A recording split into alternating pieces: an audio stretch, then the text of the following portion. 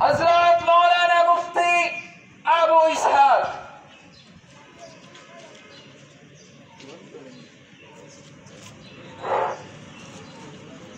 नहमदुहु व नुसल्ली अला रसूलिहिल करीम अम्मा बाद फ़अऊज़ु बिल्लाहि मिनश शैतानिर रजीम बिस्मिल्लाहिर रहमानिर रहीम कुंतुम खैरा उम्मतिन उखरिजत लिन्नास तअमुरूना बिल मारूफि व तनहौना अनिल मुनकर व तु'मिनूना बिल्लाह वक़ाल रसूलुल्लाहि सल्लल्लाहु अलैहि वसल्लम जद्दिदू ईमानकुम क़ील या रसूलल्लाह कैफ़ नुजद्दिदु ईमानना क़ाल रसूलुल्लाहि सल्लल्लाहु अलैहि वसल्लम अक्सिरू मिन क़ौलि ला इलाहा इल्लल्लाह औ कमा क़ाल अलैहि सलातु वस्सलाम।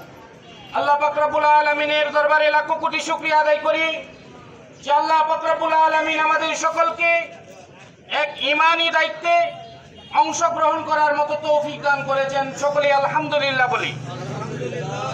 আপনারা সকলেই জানেন, দেখেন এবং বুঝেন, দেখতেছেন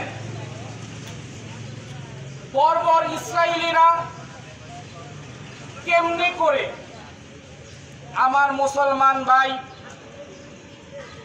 ছোট বাচ্চা, বৃদ্ধ বনিতা সহ সকলের উপরে কেমনে করে তারা হামলা করতেছে।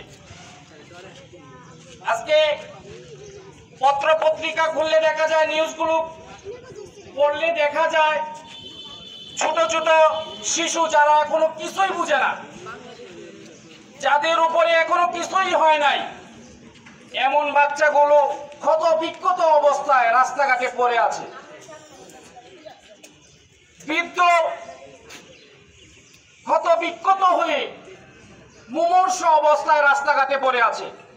কেউ বা শহীদ হয়ে আল্লাহর সান্নিধ্যে সাক্ষাৎ করছে। ভাই, আমি এতটুকুই বলতে চাই, এই যে আমরা ছবিগুলো দেখলাম বিভিন্ন সোশ্যাল মিডিয়ার কল্যাণে যে ছবিগুলো আমাদের সামনে আসতেছে, এই ছবিগুলো অবশ্যই বাস্তব, এটার মধ্যে কোনো সন্দেহ নাই। এই যে অবস্থা একটা চলতেছে, এরাও তো মুসলমান, আমার মুসলমান ভাই, আমার মুসলমান বোন, আমার পিতা, আমার মাথা, ঠিক কিনা বলেন ভাই? এই সন্তানগুলো, আমারও তো একটা সন্তান আছে, এতটুকু ছোট, এতটুকু ছোট, এমনও হয়েছে যে 2 বছর, 2.5 বছর, 3 বছরের বাচ্চা। আমারও তো সন্তান এরকমই, ঠিক কিনা? আজকে যদি আমাদের উপরে কোনো এরকম বহির্গত কোনো বিজাতিদের দ্বারা আমরা যদি হামলাকৃত হই, আমাদের কিরকম লাগবে? আজকে আমার শিশু সন্তানটা যদি আহত হয়ে পড়ে থাকে, আজকে আমার শিশু সন্তানটা যদি নিহত হয়ে পড়ে থাকে, আমার অবস্থা যদি খুব নাজুক পরিস্থিতি হয়, তাহলে আমার কেমন লাগবে? নিজেকে দিয়া যদি আমরা উদাহরণ দিতে পারি, নিজে যদি এই ঈমানের উপলব্ধিটা নিতে পারি, তাহলে হয়তো বা আমার রাত্রি ঘুম হওয়ার কথা না। যেহেতু ঘুম, খাওয়া দাওয়া আমার সবই ঠিক আছে, বোঝা গেল আমি প্রকৃত মুমিন হইতে পারি নাই। যদি প্রকৃত মুমিন হইতে পারতাম, তাহলে আমার ঘুম, খাওয়া দাওয়া কিছুই ভালো লাগতো না।